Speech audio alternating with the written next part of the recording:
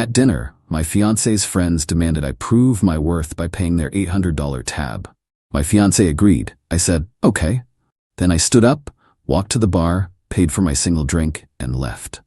The panicked voicemail I got from her 20 minutes later when she realized I was actually gone. I, 33 male? Well, I guess I'm a guy who just learned a $14,500 lesson. And all it cost me in the end was $18. I was engaged to Amelia, 30. We've been together for 4 years, engaged for 2 months. It felt right. I work in logistics. My job is literally to make sure things get from A to B logically and efficiently. She's in event planning, which in hindsight should have been a red flag. Her entire life is about aesthetics and the vibe. Her friends. Oh man, her friends. Talia, 30, Becca, 29, and Qley, 30. They're a monolith of bottomless mimosas, designer knockoff handbags, and vocal fry. I was never good enough. Not in the he's a bad person way, but in the his car is 3 years old way. I tolerated them because I loved Amelia. The engagement ring wasn't an heirloom. I bought it after months of research. A 2.2 carat, oval-cut, lab-grown diamond. Flawless. She picked it out, I paid. My credit card, my account, $14,500. She loved it. Or at least she loved showing it to people. Last Friday night, Amelia said, "Babe, the girls are so excited. They want to take us out for a proper engagement celebration. Their treat, of course. We're going to Aperture." Aperture, of course. It's one of those new, painfully trendy places where the menu is just a list of ingredients, and every cocktail has smoke or foam. I am a beer and a burger guy. But their treat? Fine. We get there at 8 p.m. The place is loud, dark. The girls are already there, 3 martinis deep. "Leo, there he is!" Talia shrieks, air kissing the space next to my head. Amelia immediately gets swept up, ordering the same pink drink they all have. The dinner is a performance. They're ordering everything. We have to try the tuna crudo. Oh my god, oysters. 2 dozen. 2 bottles of the Sancerre and a round of espresso martinis with the oysters. Don't look at me like that, Leo. It's a vibe. I'm just sitting there, sipping one old-fashioned. I'm watching Amelia. She's not the woman I know. She's performing. Laughing too loud. Flashing her ring under the pin light like she's signaling a ship. I'm getting a bad feeling. Their treat part just felt wrong. After 2 hours of this, plates are cleared. They're all drunk, loud, and obnoxious. The waiter, who looks exhausted, drops the bill in the center of the table. No one moves. Then, Talia, with this slow, smug smile, slides the check directly in front of me. "So, Leo," she says, her voice suddenly serious. The other 2 stop talking and stare at me. It's a rehearsed, hostile silence. "Oh," I say, not touching the bill. "We've been talking," Talia continues, leaning in. "And we worry about Amelia. She's our girl. She deserves a certain kind of life, and you're, fine. But we need to know you're really going to provide for her. That you're worthy." I feel the blood drain from my face. I look at Amelia. This is her moment. Her moment to laugh and say, "Talia, shut up. What are you doing?" She doesn't. She giggles. A high-pitched, tipsy, nervous giggle. "Leo, don't be so serious," she says, patting my arm. "They're just teasing. But, they're not wrong. It is kind of tradition for the man to, show his appreciation." I stare at her. "Show my appreciation? For what?" Becca chimes in. "For us. For letting you into her life. We think you should prove your worth and pick this up. Show us you can handle her." My brain, the logistics part, is calculating. This isn't a joke. This is a shakedown. This is a test. I look down at the leather folder. I open it. Total, $844.60. For 5 people. On a dinner they invited me to as their treat. I look up at Amelia. Her eyes are bright, expectant. She's smiling. She's with them. She wants to see what I'll do. I suddenly see the next 40 years. Every vacation, every holiday, every dinner being tested, having my worth evaluated by these 3 harpies, with my wife smiling and egging them on. I close the bill folder. "Okay," I say. Talia's smile widens. Amelia squeezes my arm. "Yay, I knew you'd." I stand up. They all look at me, confused. "I'll be right back," I say. I walk away from the table, not toward the restroom, toward the bar. The waiter who served us is there, inputting an order. I flag him down. "Hey man, I was at that table," I say, pointing. "Table 12. "Yes, sir?" "I just had one old-fashioned. Can I pay for that separately? I've got to head out. Emergency at work." The waiter, bless his heart, is a pro. He sees the chaos at that table, looks at me and just gets it. Absolutely, sir. That'll be $18. I hand him a $20 on my debit card to pay in cash from the register, but he waves it off. Don't worry, I'll just run the card, it's faster. He runs my card. $18. I add a $5 tip on the handheld. Thank you, I say. Have a good night, sir, he says with a look that says, run. I walk straight past their table. I don't look at them. I hear Amelia say, Leo, where are you going? I don't break stride. I push open the heavy glass door, walk out into the cool night air, get in my car and drive. My phone is silent for exactly 20 minutes. I'm almost home when it lights up. Amelia, I let it ring and ring. It stops, a notification pops up, new voicemail.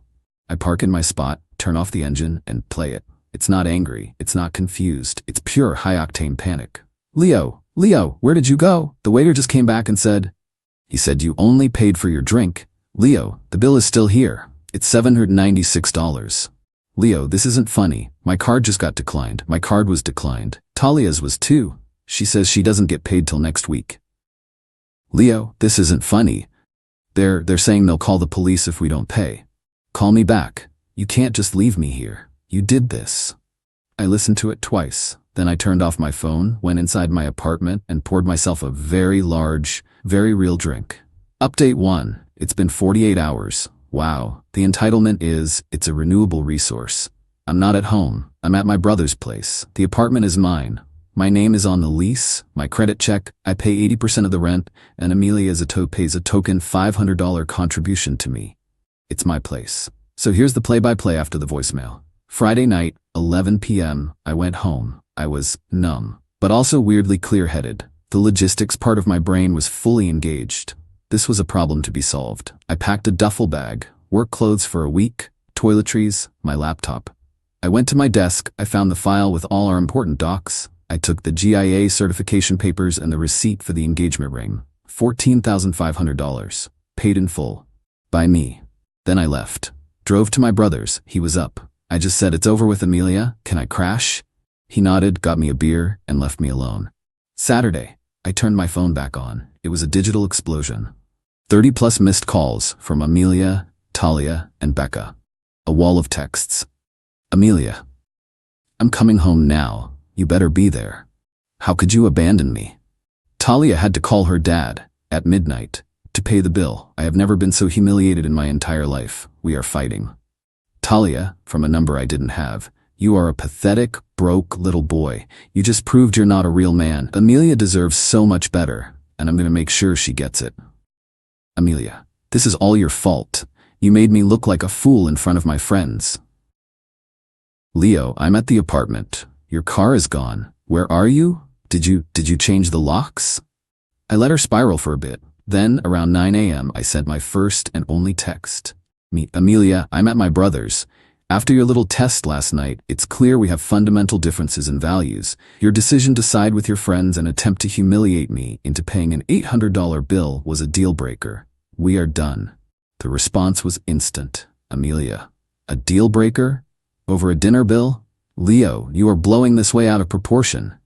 I was drunk. They were joking. You are the one who embarrassed me. You made me look poor. I didn't reply. Then the real motive came out. Amelia, an hour later, fine, be mad, but I need to get into the apartment. My work laptop is there and I have a presentation on Monday, and I need money. My card still isn't working. You need to turn it back on. My car payment is due. I replied, the card you use is an authorized user card on my personal account. It was a card for my partner.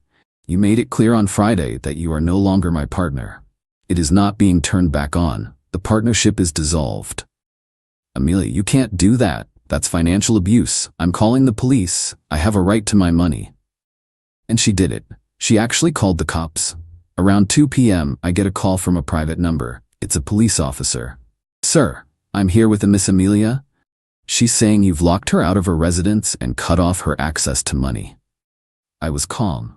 Officer, it is 100% my apartment. My name is the only one on the lease. Miss' last name is my ex-fiancée. She is not a tenant. She's welcome to retrieve her personal belongings. But I am not at the apartment, and I am not comfortable with her being there without me present. This is a civil matter. As for the money, she is referring to a credit card on my personal account, which I, as the primary account holder, have every right to deactivate. I heard him sigh through the phone. Ma'am, he says, his voice muffled. He's right. It's his lease. This is a civil dispute. We can't force entry. You need to arrange a time with him to get your things. I heard her start to wail. But my laptop, my clothes. The call ended. Then the texts from Amelia got desperate. Then cold. Then, finally, fatally stupid. You know what? Fine. Keep your stupid apartment. Keep your stupid money. You are a cold, petty, vindictive man, but I'm keeping the ring. You humiliated me. I deserve something for the 4 years I wasted on you. Consider it payment for emotional distress. I read that text, and I smiled. She just put it in writing. This was no longer a spat. This was theft. My response was methodical. Step 1. I called my insurance company. Hello, I need to make a report.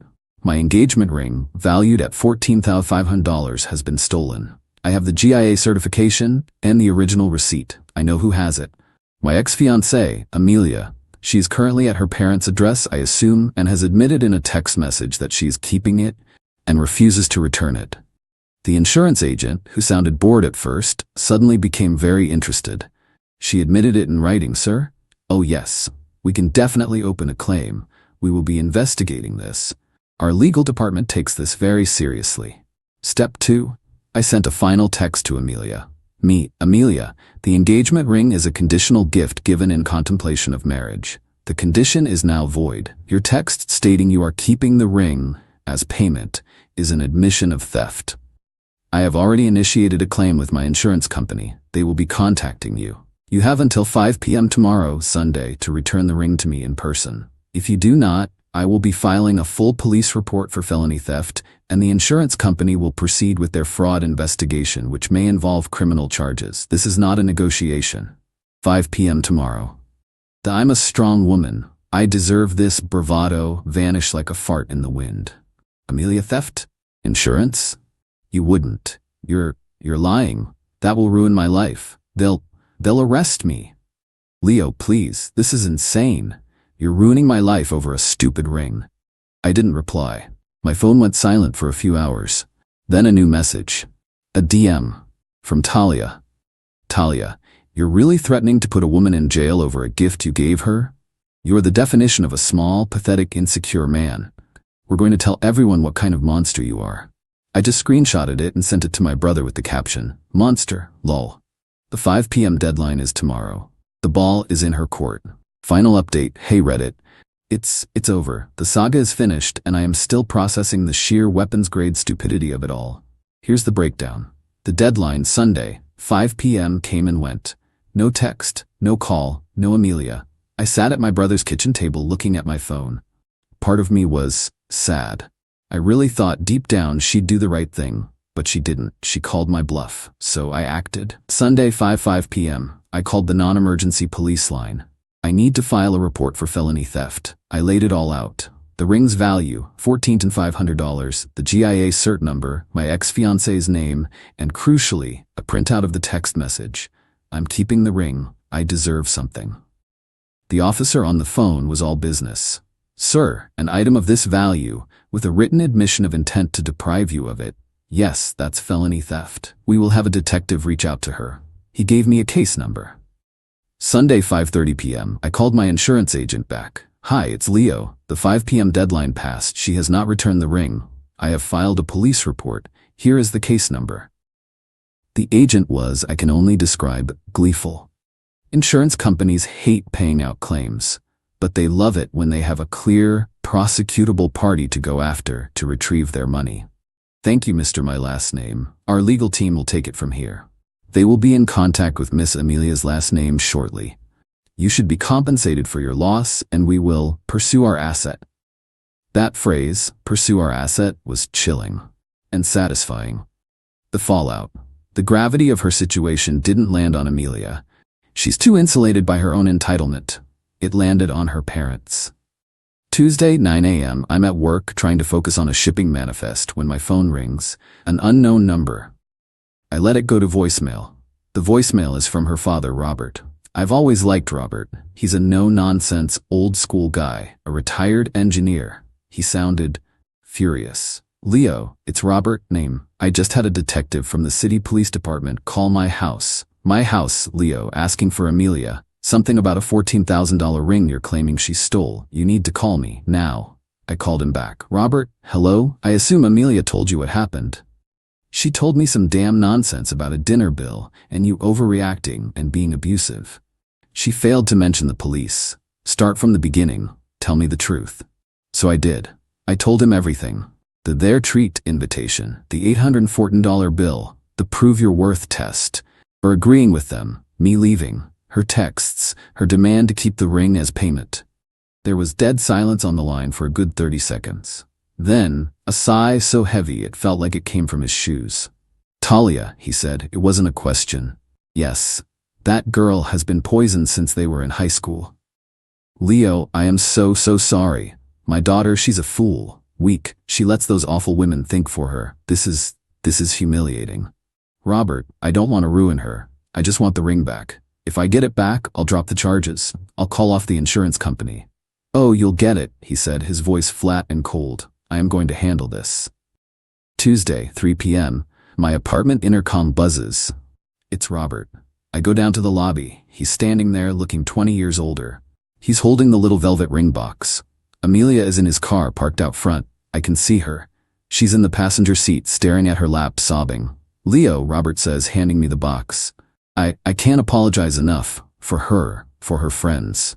It's not your fault, Robert, I said. She's not a bad person, he said, rubbing his face. But she's weak, and she's stupid. She pawned it, Leo. I recoiled. I physically took a step back. She what? She pawned it on Saturday for $3,000, said she needed it to pay Talia's father back for the dinner because he was threatening Talia and to, I don't know, live on. My God. I had to go down to the pawn shop with the police report, he said, his voice shaking with anger. Show them the item was stolen property. It cost me $3,500 to get it back from them. She'll be paying me back until she's 40. He just looked at me. You're a good man, Leo. I love my daughter, but you dodged a bullet. He shook my head, turned and walked out. As he was getting in his car, Amelia bolted out of the passenger side. She ran up to me in the lobby, her face an absolute mess of streaked mascara and tears. Leo, please, it was a mistake. I was scared. I had no money. You drove me to it. I just looked at her, the woman I thought I was going to marry. You drove yourself there, Amelia. The moment you giggled and agreed with Talia, this was over. The pawn shop, that was just pathetic. So that's IT? She shrieked, and a neighbor peeked out of their door. 4 years? You're throwing our whole life away over money? No, I said, and I finally felt nothing, just tired. I'm throwing it away over character. You don't have any. Go home, Amelia. I turned, went to the elevator, and didn't look back. The aftermath. I called the detective. Charges dropped. I called the insurance company. Claim canceled. I arranged a time for her to get her stuff. I had my brother and his very large friend there. She came with her mom, who just glared at me. They packed her clothes and her 800 skincare products and left. Her laptop was there.